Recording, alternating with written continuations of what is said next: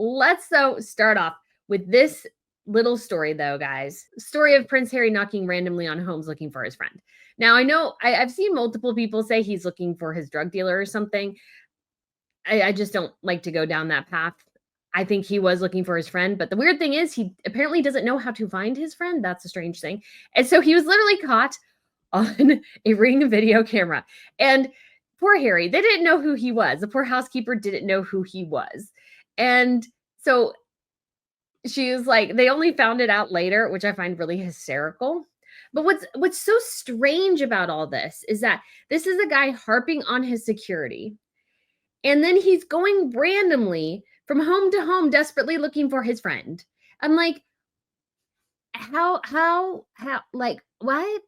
What do you mean you can't find your friend? Like, you should know, like, I would understand for me if I struggled to find a place in London because the addresses are different than how they do it in the States. So there's like kind of like a disconnect. I'm like, Harry, you haven't, like, you spent most of your life in the UK, buddy. You should know how to figure out the house numbers in your neck of the woods. Not to mention the fact that he should be able to, as well, know where his friend lives. Like, that he doesn't know where his friend lives, I find really strange. I mean, of course, people move. Of course, people move. But I just feel like it's so weird to do. So let's look at this article a little bit. I mean, because there's obviously another much more bigger implication for his court case here. But, you know, it's just the whole weirdness of it on the face of it is just simply bizarre. And so the Sun article, which was posted by Dan Wilkinson, says Prince Harry is pictured on a doorbell camera calling at houses while looking for a friend. So Harry who was in London claiming in court he felt unsafe without cop guns, tried his luck at least at three homes. So before finding the right one. So he was doing this at multiple homes, randomly knocking on random people's doors, attempting to find his friend. So knock, knock, Harry, I guess. One resident said their housekeeper opened the door but had not recognized the royal, which must have been a severe blow to his ego. And they added, we were shocked to see it was him on the camera. We only really noticed once neighbors started talking, and then we were like, oh, yes.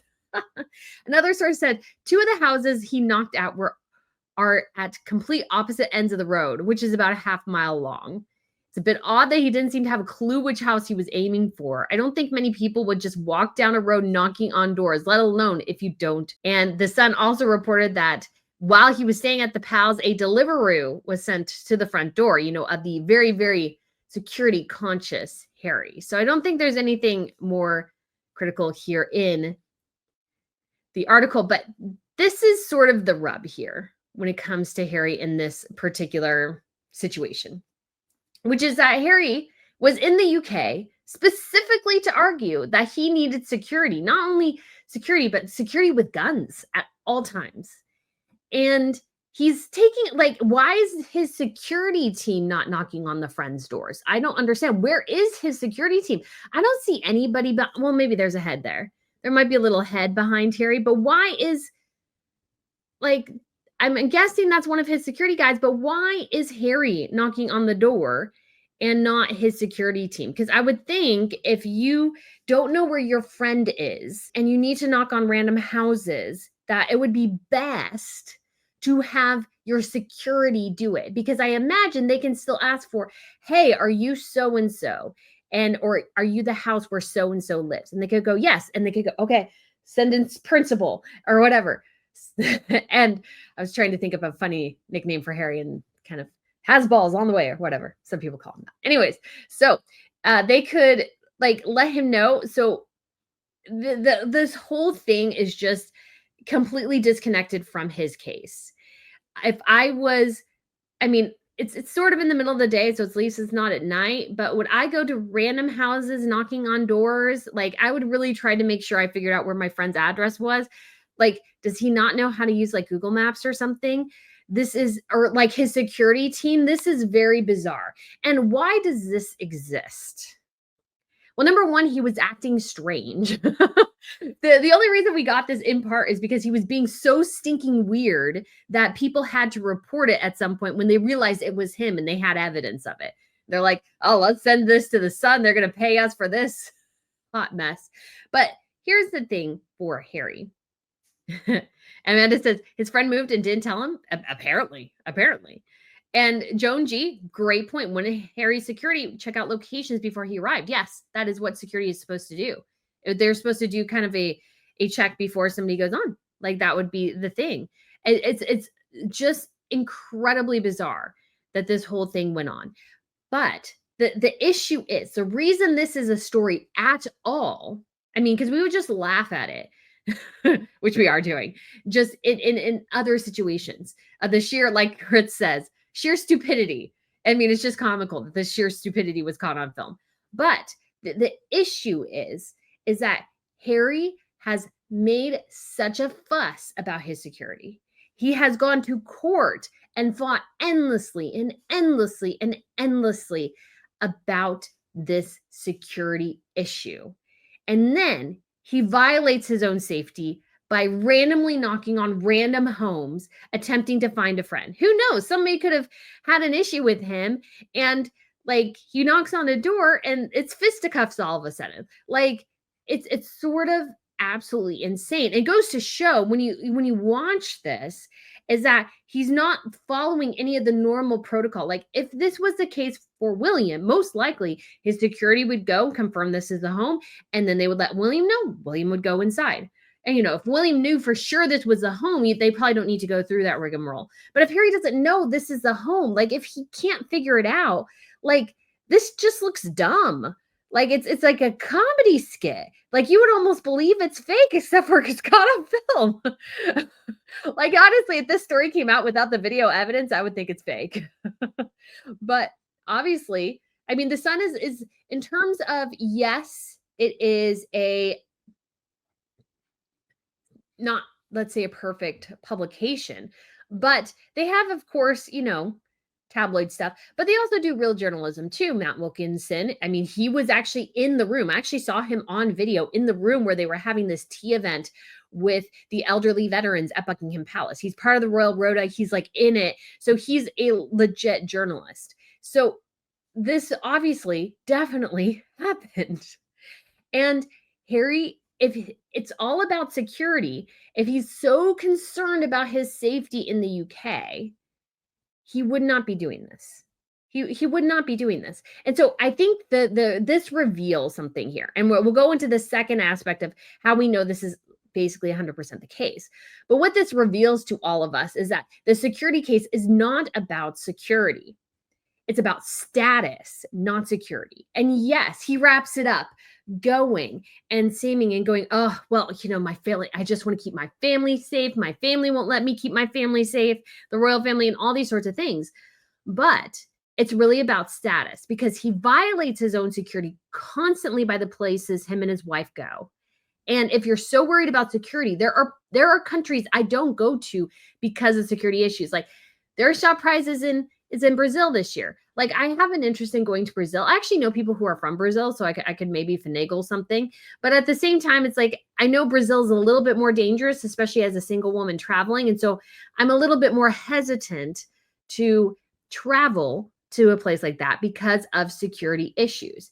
And then we go on to the fact that, and I should have looked this up and I didn't. Okay, so this is Archie at it's a Mexican resort where Archie's picture was. They show that this, like basically where Archie was exactly where this resort is, like this whole setup that she said, which was very specific. So here we have Archie, and he's overlooking this bluff, and she's calling him the sun, which is sort of ridiculous because we all know she only really cares about Lilibet, let's be honest, or Lilibet.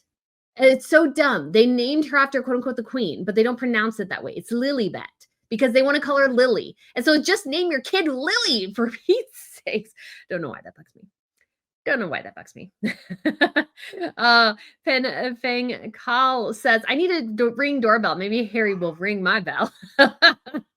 Oh man. So we look at and we see this picture, and as somebody pointed out, it is this resort in Casa La Playa Villa. So it's an estate where you can like rent it out or something to that effect. And I don't know exactly where this is in Mexico. I should probably figure it out, but that's not really the point. Oh, here it is. Oh, there's the resort. So they're pretty deep into Mexico here. Now, I'm not meaning to take any slight towards Mexico, but okay, and some people said Maryland says the Mexican resort is closed until July. Archie wasn't there. No one was there. Guys, it might be closed, but Harry and Meghan can make it open. But let's be honest. If they can make money, they'll open it to them. It's likely that they were there. So I don't think there's a big fuss there. I always think people kind of think too much into things. So it was obviously there. They could obviously get the place open. Part of the refurbishments might have been letting somebody else stay there. Maybe they got a discount or something. It all makes sense. Anyways, so it's too specific to like be photoshopped. So again, anyways, the issue though with this is that when you are I don't go to Mexico. And the reason I don't go to Mexico is because I largely consider it somewhat unsafe. And like, especially because I travel like by myself most of the time, I take a lot of precautions. And so for me, if I was going to travel, it would not be to a place like Mexico. Like my family, I've been to Mexico one time, guys. And so literally when we lived in Southern California, we literally walked across the border to Tijuana really quick and walked back. Like I was in there like literally probably 30 minutes or less in Mexico. And so it's one of those things where it's just generally known to be somewhat unsafe, especially, I mean, and it was safer when I went back in the 90s, but because of the cartel activity and stuff, it has become wildly quite dangerous. And even though that it was generally considered that if you were on resort property, you were safe, some of the violence we've seen reports of it spilling onto the beaches at resorts or spilling into the hotel itself. And so this idea that if you are in the resort that you are somehow safe is less true than it was even just a couple of years ago, to be quite honest. And so to take the kids there is crazy. If you feel like that you can feel like you're safe in Mexico of all places is insane to me. If security is such a huge component of your life, if you are so convinced that going to the UK is basically going to result in the deaths of your family, why would you go into a place where that like likelihood gets a little higher? Now, of course, Mexico is safe for a lot of people too, but Harry has made a huge component of his life right now. This idea publicly that the UK is unsafe for him and his family. But then he takes his family to Mexico. To me, is crazy. Is crazy. It shows again that it's not about actual security. They've been to Nigeria. They've been to Costa Rica, which Costa Rica is pretty safe, and they obviously live in the States, where some people have said, which is somewhat true, but we have a lot of guns here in the States. We have the Second Amendment. So, in California, there's aspects of California that are not that safe. Not that safe at all. And so this whole situation, it's like, it's so all about status. The reality is the status. The reality is to blackmail his father. The reality is not that they're exceptionally worried about security. And if they are worried about security, I think it's somewhat fake. And you could actually read into it, which is sort of fascinating, which is that Meghan might be trying to undermine her husband by posting that picture. That she might be subtly trying to undermine him by showing a place that has clear geographical features that could be found. And obviously, they were there in a place that is somewhat unsafe. And so, like, is she trying to just kind of torpedo him, like subtly, going, oh, I don't believe X? It's entirely possible. But you put all these instances together and you're just kind of like, they don't really want this security apparatus that they claim to. They really are interested in this status. They want the motorcade. They want to feel important without actually being important anymore. They want to have the feeling they did as royals without doing any of the royal work. It's very obnoxious. It's very offensive when you think about it, because it's like, you guys aren't doing this royal work anymore. You aren't doing anything. You guys are literally living for yourselves. Bravo. Good for you. Whatever. But it's not the life you chose. You had to live with your choices, and your choice had consequences. And so that's sort of the reality of the situation. And so I just think Harry sounds crazy to me. Like he's completely hypocritical. And yeah, I think like Alba says here, Alba Iris Velasquez, Harry was asking money for his security. Yeah, he really just wants people to pay for his security because he doesn't want to pay for it anymore. It's too expensive. It's probably a big drain on them. And he also has a situation where I think he does live in a level of paranoia about it.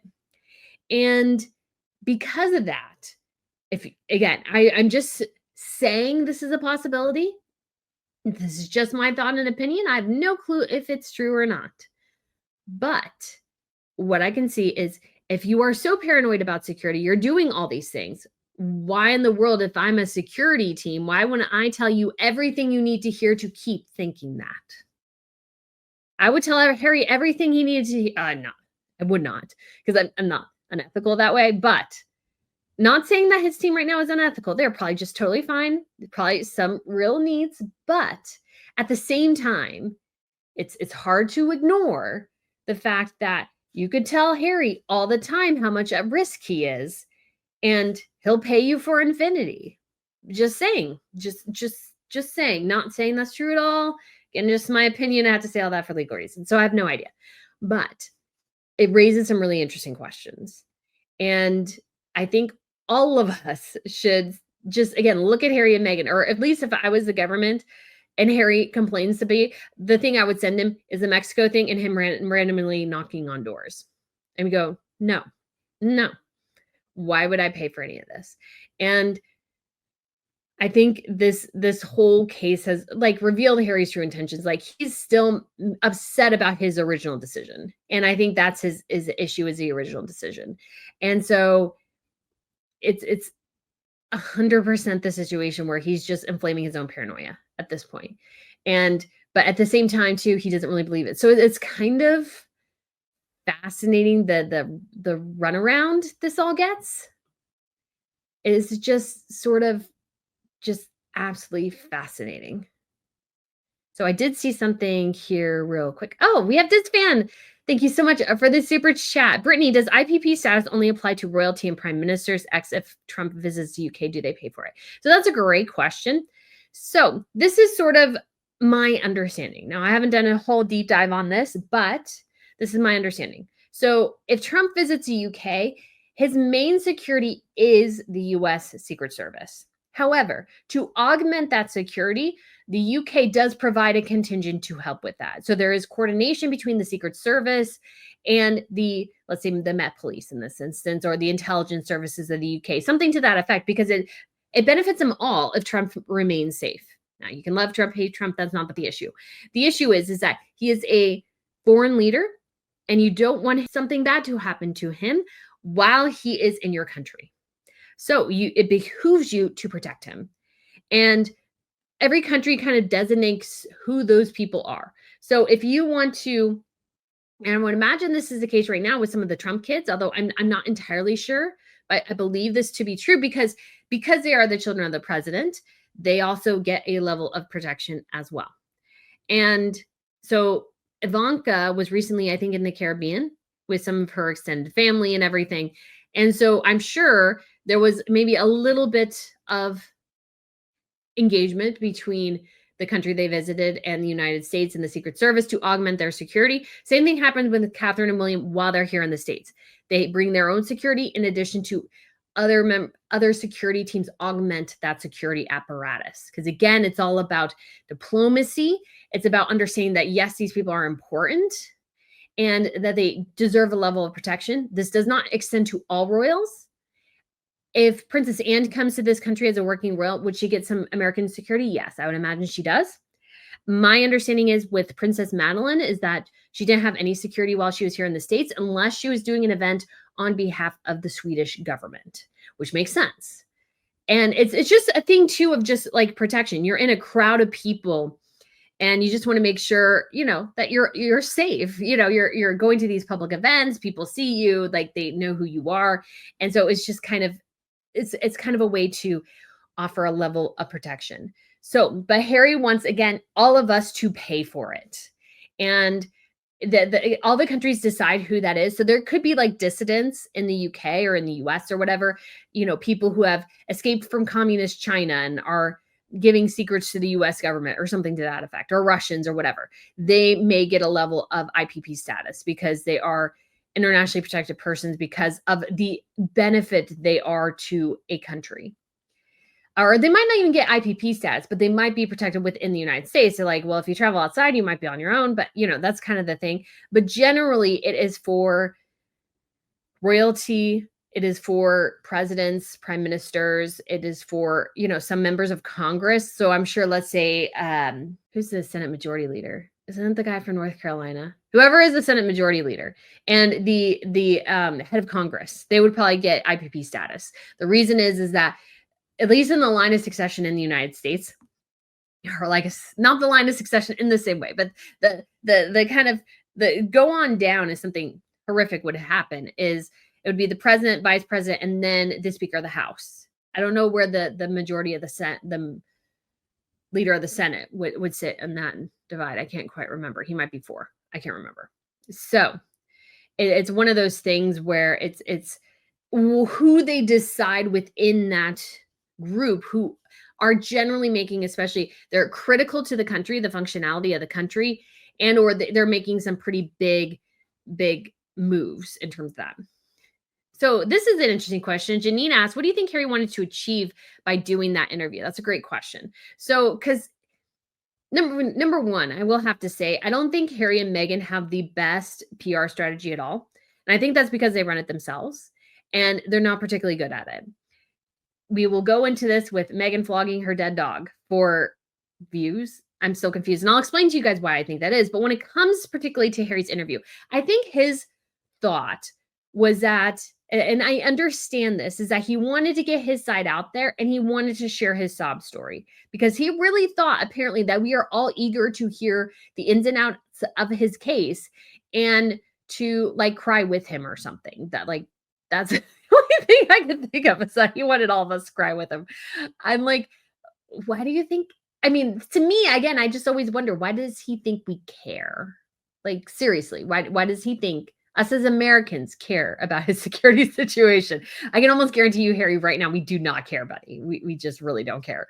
And so this is what he's sort of trying to do, is he's trying to kind of like pull on the heartstrings. And he's also trying to, because rightly, the royal family has cut off contact because he is the toxic one. So it's funny because people complain that the royals are toxic. And I was like, no, they've cut Harry out. He's the toxic one.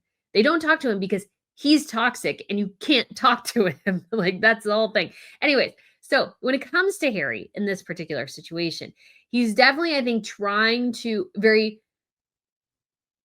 brutishly and sort of terribly kind of try to say that, oh, I've forgiven things, I'm ready to move on, let's reconcile. So he's trying to play his cards and trying to get public sympathies. I do think that was the issue, and basically blackmailing his dad. But like the thing is, we've been through this so many times, is that, and she did ask, I mean, the interviewer wasn't great in a lot of ways, but she did ask some good questions. And I think one of them is, why do you think taxpayers want to pay for your security? And number one, he did not say, oh, I plan to pay for it myself. If they agree to this, I will pay for it. He didn't say that. He basically said we should all be happy. I'm paraphrasing. I can't remember exactly what he said, but just something to the effect of, oh, don't you want to keep us safe? Basically going, but I want it and you guys should give it to me because I want it. Like that was his motivation type of thing. So he wanted to do a variety of things in that interview, which I think he all bumblingly failed at. That's not really a word, but he failed to do this on multiple levels. And because of that, I think it's played really badly for him. As Meghan has, every time they open their mouths, things get worse for them. They need to just learn the careful art of shutting up. Shutting up would be just a great way to go for that. I suggest if I was their PR person, I would just go, shut up. Nobody wants to hear from you. They don't want to hear your sob story. and don't want to hear how like we should all pay for you because you had two tours of Afghanistan. I'm sure you can find tens of thousands of people in the United Kingdom who had 2 tours of Afghanistan, Harry, and they don't get security. So that is not a reason for you to get security, buddy. That's not. I mean, in the United States here, we have tens of thousands as well of men who have served, or men and women who have served, I'm sure, multiple tours in Afghanistan, Iraq, or whatever, and they don't get security. So his whining fest is, I think, just grating for most people. Because at this point, it's like, you live here, you make millions of dollars. Why do you think anybody wants to pay for you? But it's part of the delusion. It's the narcissism. It's so many different things.